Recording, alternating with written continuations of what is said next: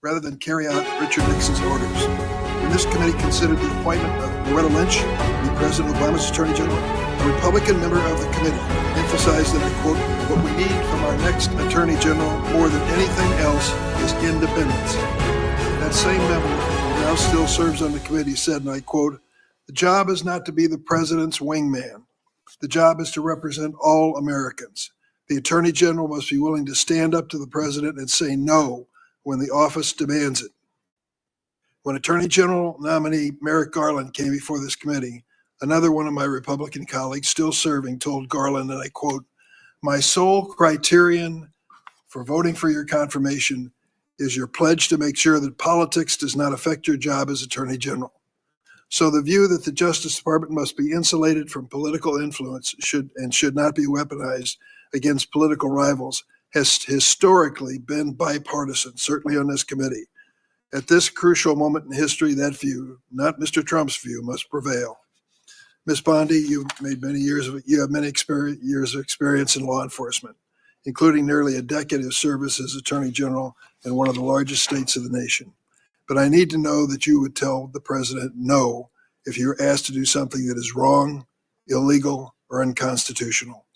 Ms. Bondi, you are one of 4 Trump personal lawyers that he has already selected for top positions in the Department of Justice. You joined Mr. Trump in working to overturn the 2020 election. You've repeatedly described investigations and prosecutions of Mr.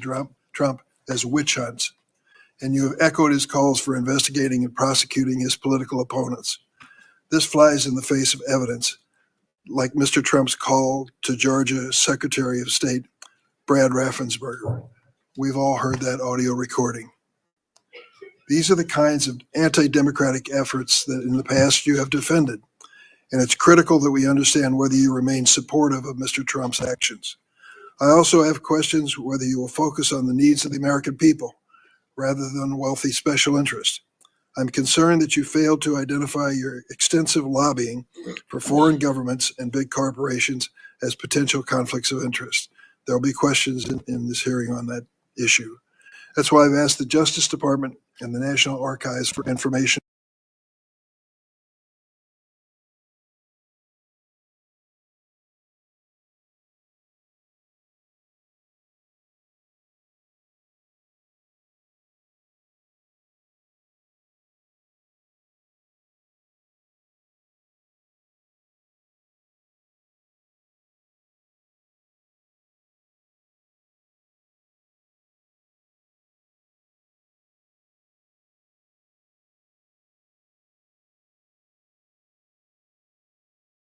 I also have questions about some of your actions as Florida Attorney General.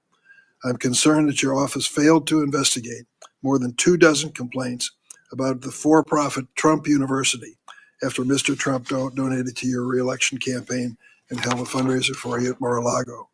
In addition, you have a long track record on the issue of civil rights, reproductive rights, voting rights, and LGBTQ rights that needs to be discussed. In contrast, Ms. Bondi, Merrick Garland didn't campaign for President Biden, never served as his personal attorney, never lobbied on behalf of foreign governments and corporate giants. After years of relentless criticism on Attorney General Garland from many of my Republican colleagues, I hope they're prepared to hold you to the same standard. Thank you, Mr. Chairman. Okay, it's now time for senators to introduce the nominee. The first one will be Senator Scott at the table, as you see, and Senator Schmidt is a member of this committee at his place on the dais. Senator Scott, please proceed. Mr. Chairman, ranking member, and committee members, it is an absolute honor to sit before you today to introduce my good friend, Pam Bondi, for her nomination hearing. I'd also like to recognize some important people appearing in support of her today, her husband, John, as well as her mother, father-in-law, sister, brother, sister-in-law, and nephews, friends, and family members of John.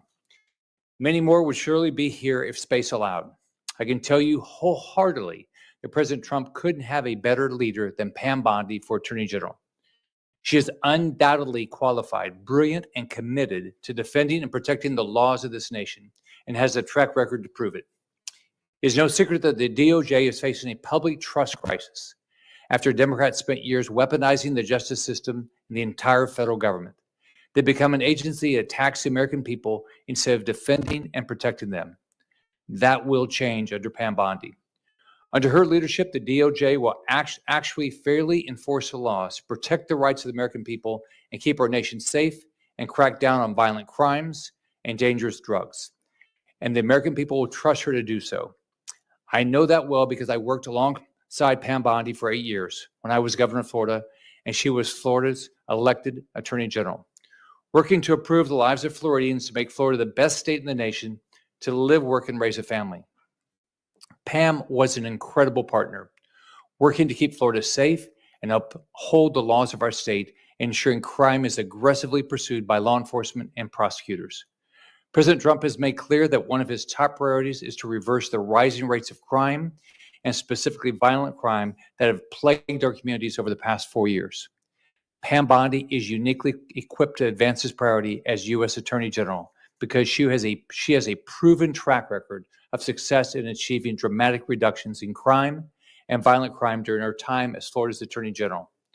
From 2010, the year before she took office, to 2018, the last year she was in office, together, Florida experienced a remarkable 26% drop in overall crime, including a 19.6% drop in violent crime and a 27.4% drop in property crime.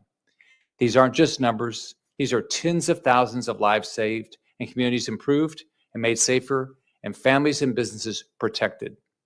As Florida's Attorney General, Pam Bondi also spearheaded other life-saving initiatives like tackling the opioid epidemic and fighting human trafficking. Her achievements are too many for me to list in this short introduction. As U.S. Attorney General, Pam Bondi will restore law and order to the nation. She'll put Americans' interests first and make the nation a better and safer place. I urge every single member of this committee to support my friend Pam Bondi, and I look forward to voting for her confirmation soon on the Senate floor and help her get to work for the American people. Thank you, Chairman.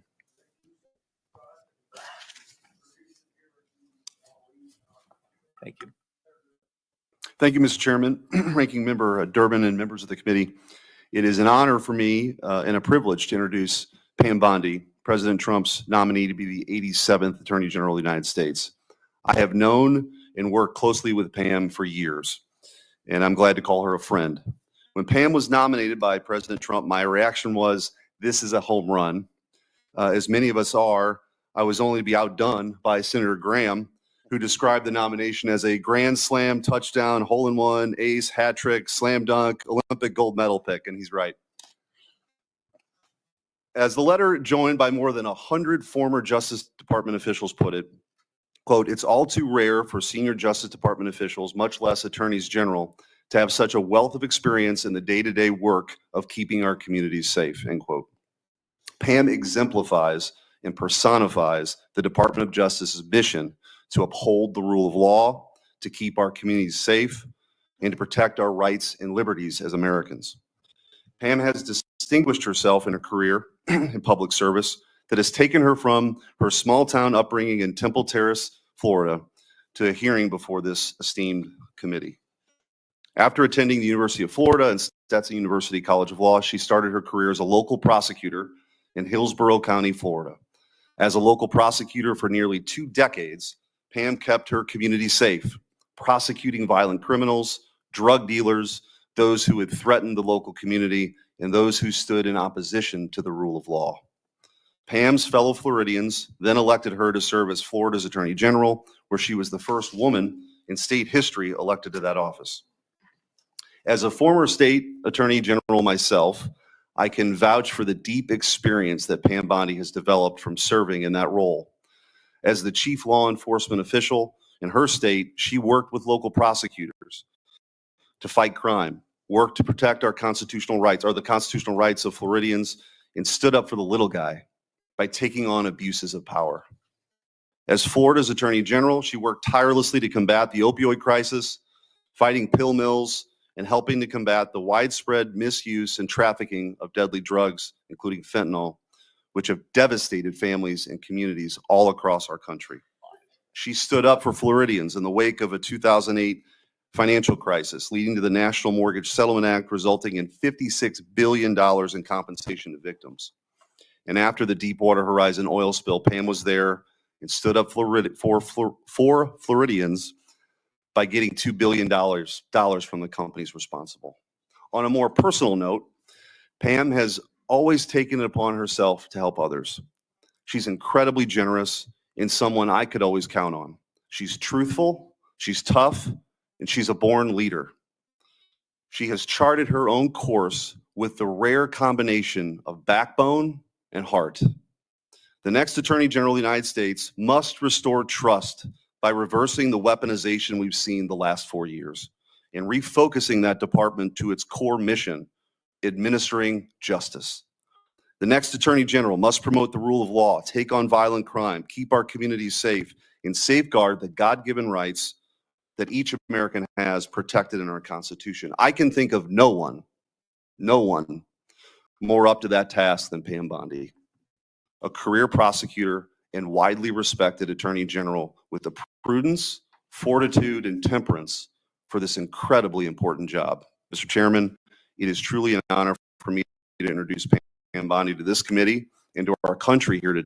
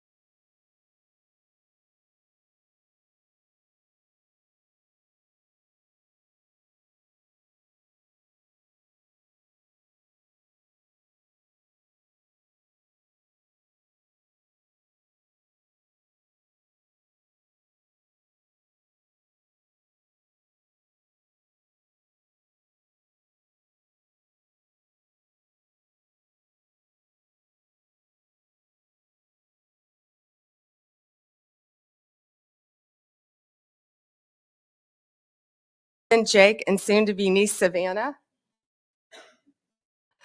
My brother Brad, a brilliant lawyer. My sister-in-law Tandy, and my nephews Justin, who just got a 4.0 at UVA. Rex, great college tennis player. Brad, great tennis player. Is Rhea here? And my niece, my beautiful niece Rhea, and the little guy is in school because he's 10. My friends, Leslie, Kathy, Dina, Tiffany, Kim, Paula, and so many of my former coworkers. And Ranking Member Durbin, if you want to get dirt on me, these women have known me since I was a child. Seriously, most of them. So thank you for indulging me in that. They've all made a very long trip to be here. And thank you for holding my hearing as well and not postponing it. I appreciate that. Thank you all. From the moment I interned at the state attorney's office in Tampa, Florida, all I wanted to do was be a prosecutor.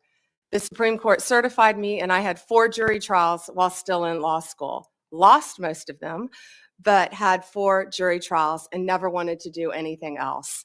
I continued my career there, trying everything from DUIs, domestic violence cases, capital murder cases, the whole gamut. I became a lead trial attorney in courtroom every day, trying career criminals, was deputy chief of a division, and then ultimately was felony bureau chief, and eventually left to become Florida's 37th Attorney General for the state of Florida. Nothing has impacted my career more than my experience as a state prosecutor, because I got to know and still keep in touch with many victims and their families from when I was a prosecutor. Upon becoming Attorney General in 2011, I proudly served for 2 terms. I was term limited. I would probably still be there right now had I not been kicked out of office by term limits.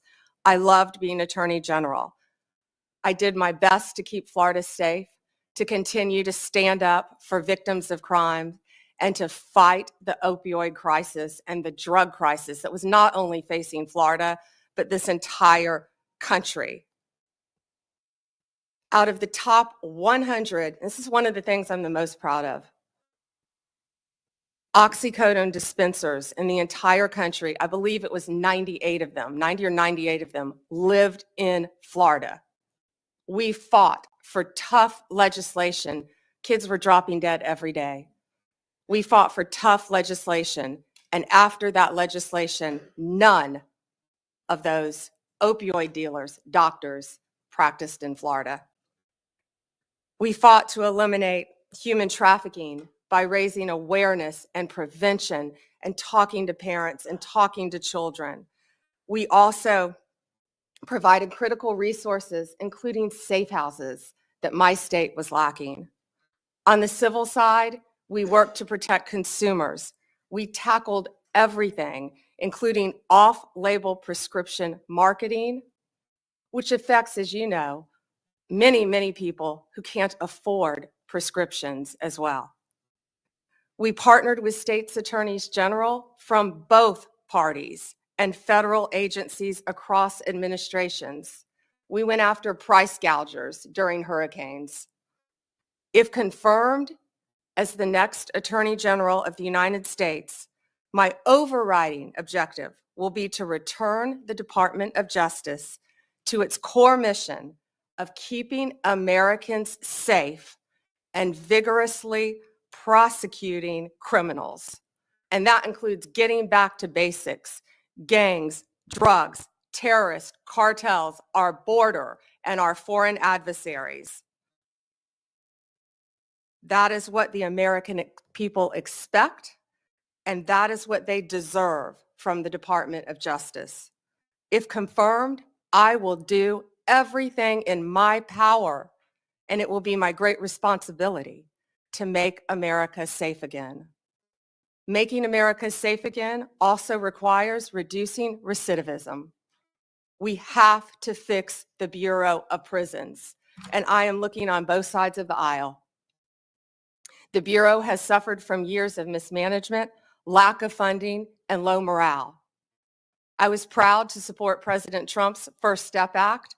I think more can be implemented and more can be done on that front. President Trump's leadership on criminal justice reform has demonstrated what is possible when a president is unafraid to do things that have been deemed to be too difficult. We have to reach across the aisle and get solutions for all of these problems.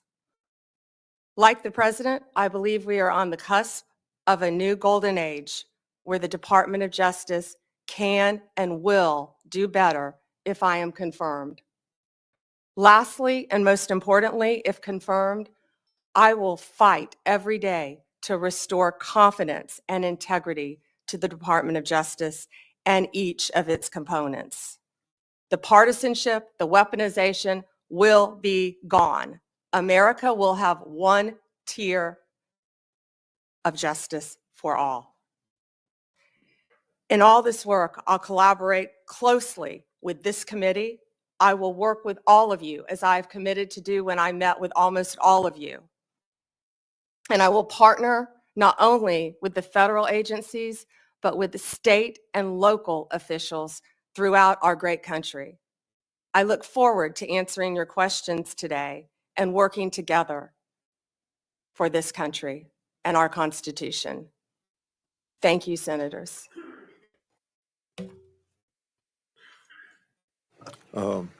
I will ask first questions and Senator Durbin, and then I'll call on the Democrat people the way that Senator Durbin would say so on their arrival or here by seniority, in the same way that on the House side. And I'll make sure that I don't abuse the 7 minutes. I want you to have your attention on this binder that I put up here. It gets to a key factor of each senator's role in oversight. It contains 144 oversight letters that I sent to the Biden-Harris Justice Department and its component agencies, with many of those letters in there to the FBI. Adding letters to the Inspector General, that would be about 165 letters. So I've sent more letters since you've been in my office before Christmas. Should you be confirmed, 144 letters will be your responsibility. The responses I have received so far fall in two categories. First, they weren't answered at all. Second, I received a response, but it didn't fully respond. Said another way, the Justice Department merely sent me words on a piece of paper. So, should you be confirmed, you'll have an obligation to respond even to the minority and consider a letter from them, even if my signature's not on it, as they want information. Will you commit to responding to my oversight requests as well as the requests of other members of the committee? Chairman, either I or my top staff will personally review the letters and do everything we can to respond to you. Your tenure as Florida Attorney General was impressive. You fought against pill mills, human trafficking. You eliminated a backlog of rape test kits in state labs. You fought against organized retail theft, and you were known to stand for law and order. With such achievements, it's easy to see why the people of Florida reelected you in 2014 and why President-elect Trump nominated you to serve as the nation's chief law enforcement officer. So this gives you a chance to tell us on this committee and the people of this country what you're proud of as your record as Attorney General of Florida. Thank you, Chairman Grassley. I was truly honored to serve the people of the state of Florida for 8 years, but it was a team effort. I had great people around me, many of whom are in this room today. And we did a lot. We did a lot to fight crime, and I've been reminiscing a lot since I was asked to take this nomination. Opioids, as I talked about, were a top priority right when I took office. When I was running for office, I went through the entire state of Florida. Parents were walking up to me, handing me pictures of their children who were deceased from opioid abuse. After I was elected, I took those pictures and I framed them in my office as a goal of stopping that fight, which I talked about in my opening statement. And if U.S. Attorney General, I'll bring those pictures back out and they will be there to inspire me on the further drug abuse we're facing throughout this country. We also learned that something else was happening. Pregnant women were having babies as a result of being opioid dependent. We call it neonatal abstinence syndrome. We fought to educate mothers. We fought that issue as well. Fentanyl was wreaking havoc in our country, but it was just getting started. I actually fought my own party a bit on scheduling fentanyl because at that time people thought it was something you merely got in the hospital on a patch after surgery. Apples and oranges, and boy, do we all know that now, the difference. Fentanyl is raging throughout our country, and I will do everything I can to fight that with the agencies that fall under the Department of Justice. Human trafficking became a top priority for me as Attorney General. I had the opportunity on a bipartisan trip to go to Mexico, and the one thing I found out there, they were doing better than we were. They had safe houses. I saw things I never dreamed I would see, and all of these things in my past have formed the person I am right now sitting here before you. I came back to Florida. We started a human trafficking council, and we partnered with others, and we expanded and added safe houses in the state of Florida. I don't know how many are in this country right now, but I would like to partner with both sides, if confirmed, to continue those efforts. I'd like to interrupt you Yes, sir.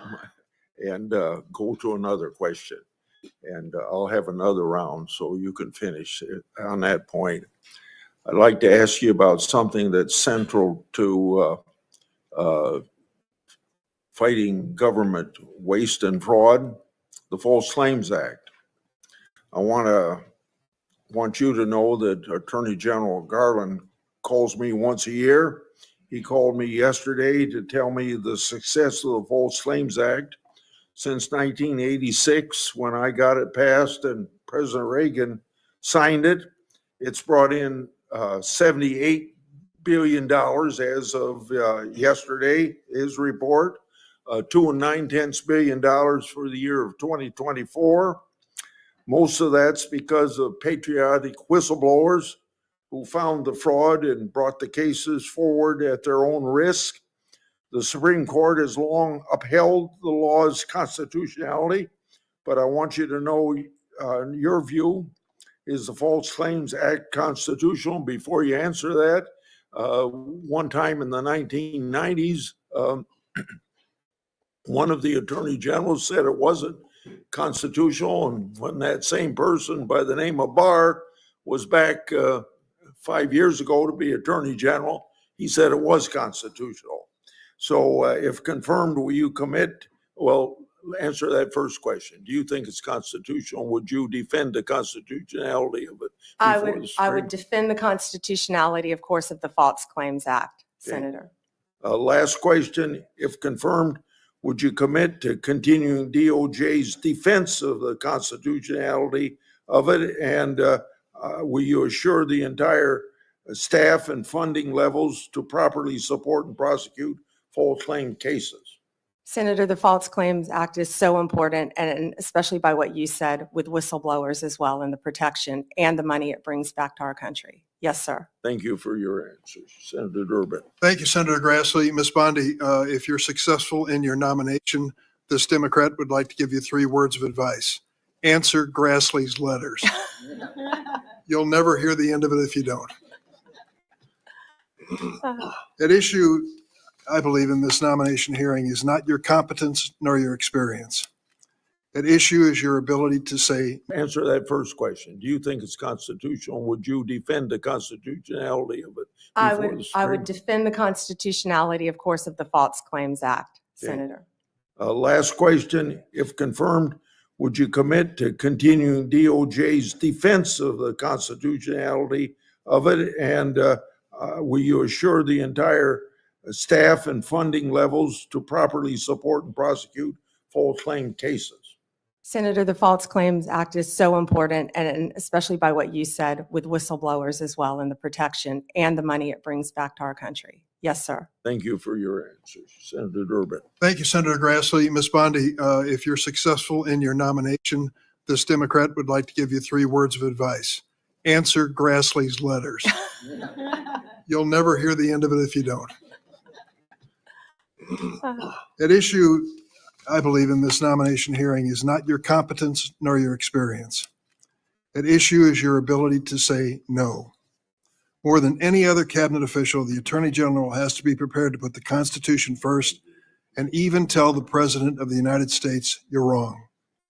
The political danger and personal costs of such a decision are well documented.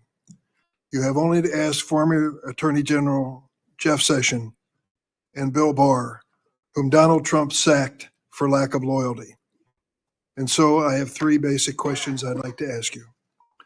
Most Americans believe that central to the peaceful transition of power in a democracy is the acceptance of the results of an election. To my knowledge, Donald Trump has never acknowledged the legal results of the 2020 election. Are you prepared to say today under oath without reservation that Donald Trump lost the presidential contest to Joe Biden in 2020? Ranking Member Durbin, President Biden is the President of the United States. He was duly sworn in, and he is the President of the United States. There was a peaceful transition of power. President Trump left office and was overwhelmingly elected in 2024. Do you have any doubts that Joe Biden had the majority of votes, electoral votes necessary to be elected president in 2020? You know, Senator, all I can tell you as a prosecutor is from my firsthand experience. And I accept the results. I accept, of course, that Joe Biden is president of the United States. But what I can tell you is what I saw firsthand when I went to Pennsylvania as an advocate for the campaign. I was an advocate for the campaign, and I was on the ground in Pennsylvania, and I saw many things there. But do I accept the results? Of course I do. Do I agree with what happened? And I saw so much. You know, no one from either side of the aisle should want there to be any issues with election integrity in our country. We should all want our elections to be free and fair, and the rules and the laws to be followed. I think that question deserved a yes or no. And I think the length of your answer is an indication that you weren't prepared to answer yes. Have you heard the recording of President Trump on January 2nd, 2021, when he urged the Secretary of State of Georgia to, quote, find 11,780 votes and declare him the winner of that state? No, I've heard about it through clips, but no, Senator, I've not heard it. What was your reaction to President Trump making that call? I would have to listen to the tape, Senator. Well, the quote that I give you is exact. He said to the Georgia Secretary of State, find 11,780 votes. Do you have the entire context of that call? I feel like it was much longer than that and may have been taken out of context. It was an hour long. Right. And you can certainly listen to it. I hope you will. Every American should. As a former prosecutor, are you not concerned that the President of the United States called a state election official and asked him to find enough votes to change the results of the election? Senator, I have not listened to the hour-long conversation, but it's my understanding that is not what he asked him to do. You need to listen to it. Let me ask a third question. Do you believe that the January 6 rioters who've been convicted of violent assaults on police officers should be pardoned? Senator, if confirmed as Attorney General of the United States, the pardons, of course, fall under the president. But if asked to look at those cases, I will look at each case and advise on a case-by-case basis, just as I did my entire career as a prosecutor. You also advise the president on pardons. That's part of your responsibility as Attorney General.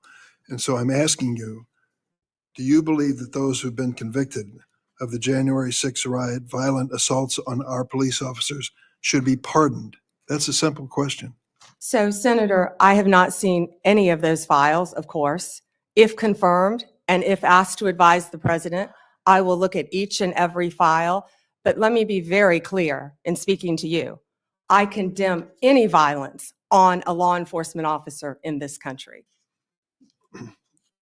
Let me ask you about your work as a lobbyist for Ballard Partners.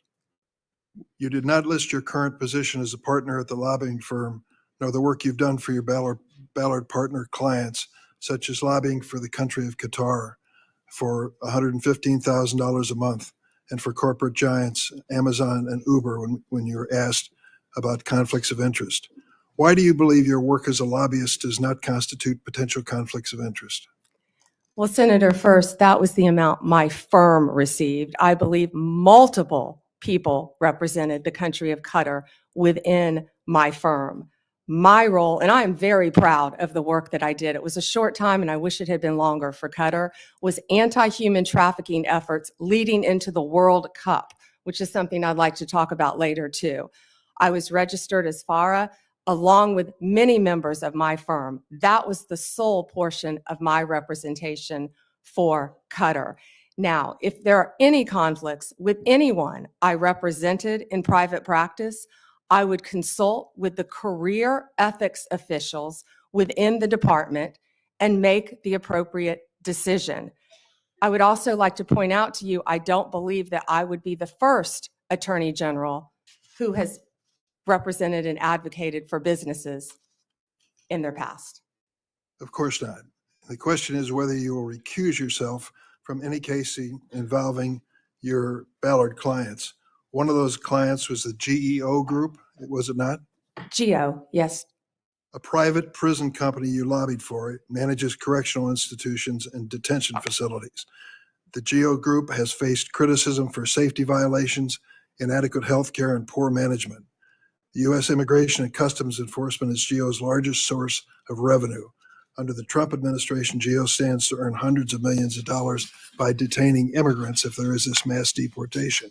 Would you sense any conflict of interest if you're asked to judge the performance of this government contractor? Senator, I will consult with the career ethics officials within the Department of Justice and make the appropriate decision. Thank you, Mr. Chairman. Senator Graham. Thank you. Congratulations. Thank You you. forgot to say that John's family was from South Carolina. The upstate, I'm sorry. Yeah. Give you a pass on that. From Anderson, by the way. So, listen, President Trump asked a bunch of us, who would you pick for Attorney General? How many of you got asked that on our side?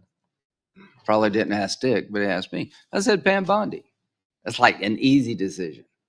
I couldn't think of anybody more qualified that he knew, that he trusted. And it's okay to have, you were his lawyer, right? Yes, sir. I represented him when they tried to impeach him the first time as part of White House Counsel, Office of Special Counsel. Being Trump's lawyer prepares you for many things. So, yeah, you have a longstanding relationship with the president. He trusts you. That's a good thing. That's probably why President Kennedy picked his brother, Bobby Kennedy. I guess you can say no to your older brother. I'm sure he would. But this idea there's something bad is ridiculous. Who do you pick? You pick people you know. You pick people you trust, people that you're qualified.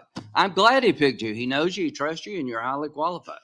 So the idea that there's something wrong with that is just absolutely ridiculous. So let's talk about the job you're about to have here.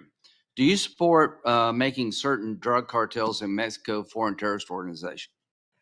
Senator, I personally went to Mexico. I personally dealt with these cartels when I was a state prosecutor, and they are a grave and violent threat You to our consider country. Yes, Senator. Advising the president? Good, good. Now, when it comes to Crossfire Hurricane, are those days over if you're Attorney General? Absolutely. Okay. Lake and Riley, are you familiar with that case? Sadly, I am, Senator Graham. Do you know why the man who killed her was released from custody? He was paroled to the detention capacity at the Central Processing Center in El Paso, Texas. Now, that's not your call. You'll be DOJ.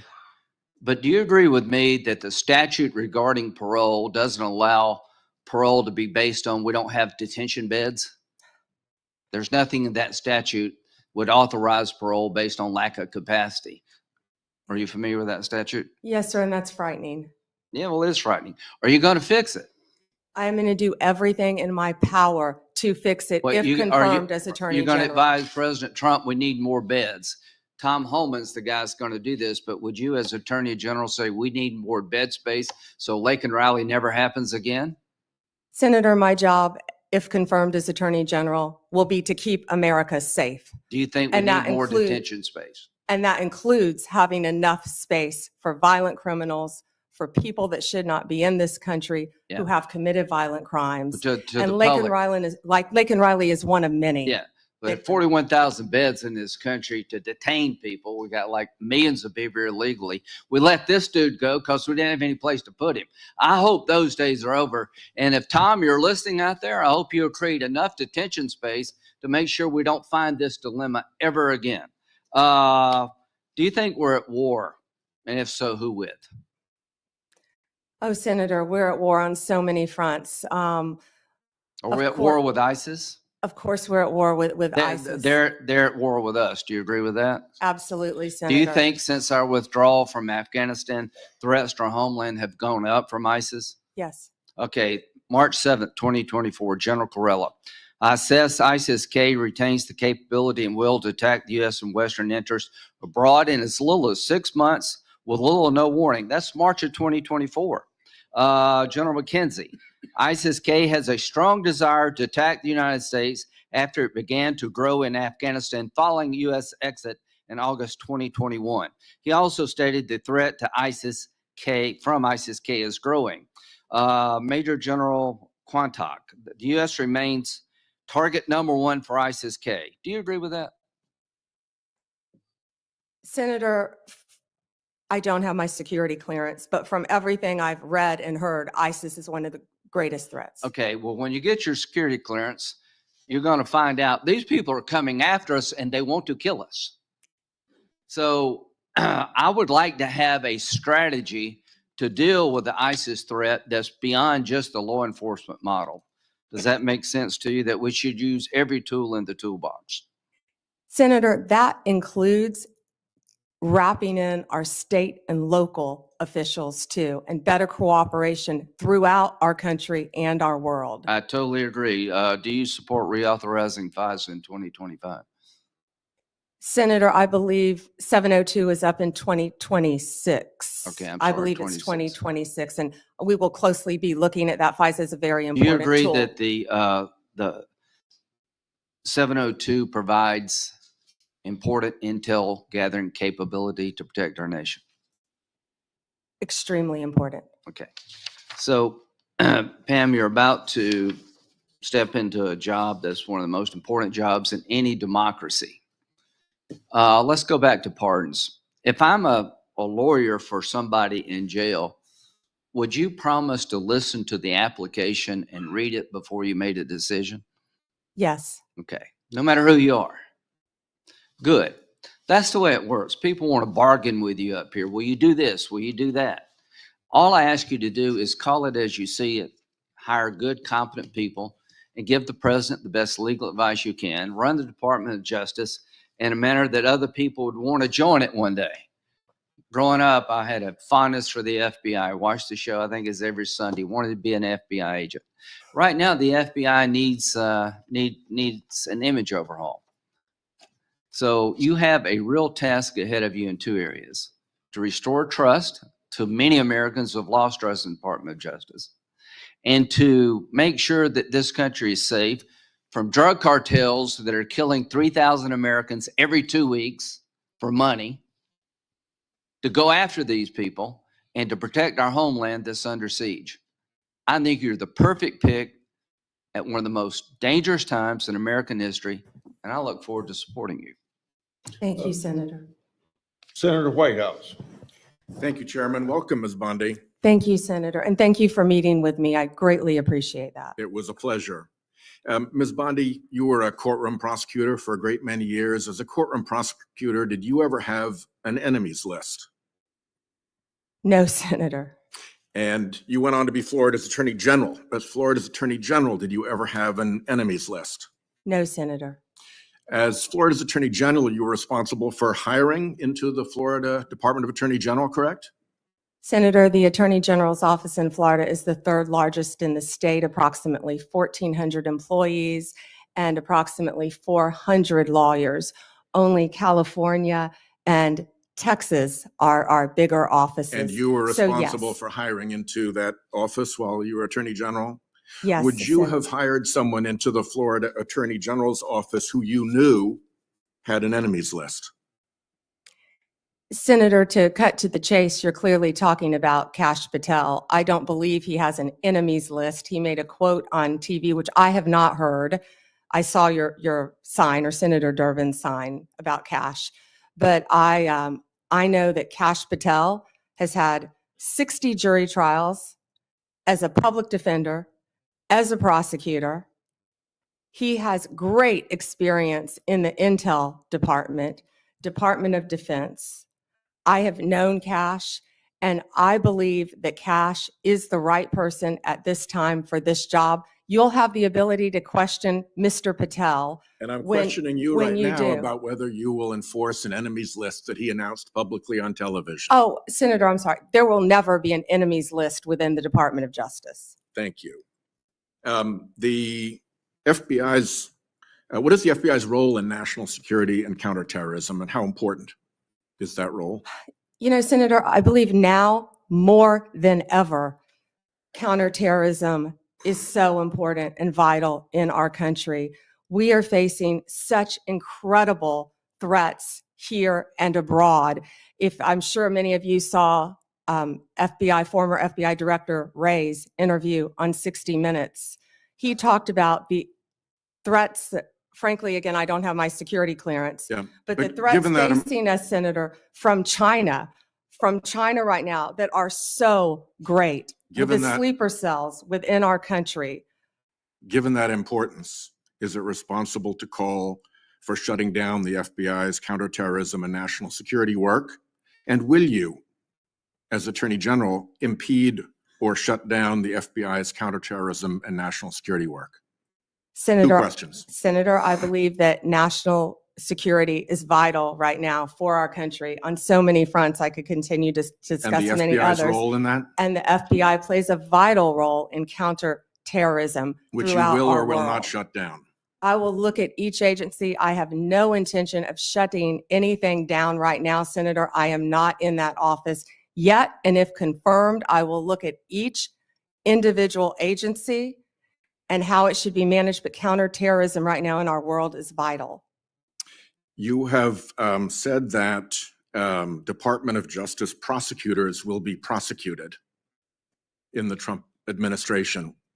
What Department of Justice prosecutors will be prosecuted and why? I said that on TV. I said prosecutors will be prosecuted to finish the quote, if bad. Investigators will be investigated. You know, we all take an oath, Senator.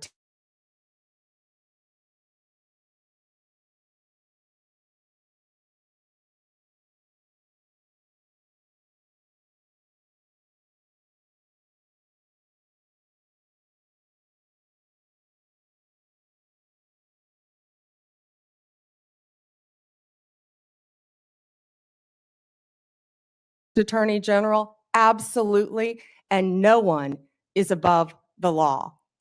Under what circumstances will you prosecute journalists for what they write?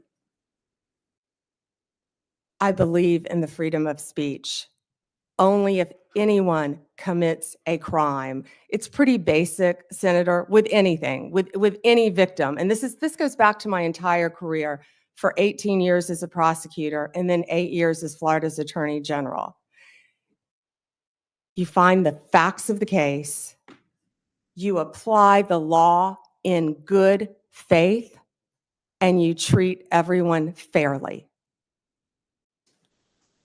And it would not be appropriate for a prosecutor to start with a name and look for a crime. It's a prosecutor's job to start with a crime and look for a name, correct? Senator, I think that is the whole problem with the weaponization that we have seen the last 4 years and what's been happening to Donald Trump. They targeted Donald Trump. They went after him, actually starting back in 2016. They targeted his campaign. They have launched countless investigations against him. That will not be the case if I am Attorney General. I will not politicize that office. I will not target people simply because of their political affiliation. Justice will be administered even-handedly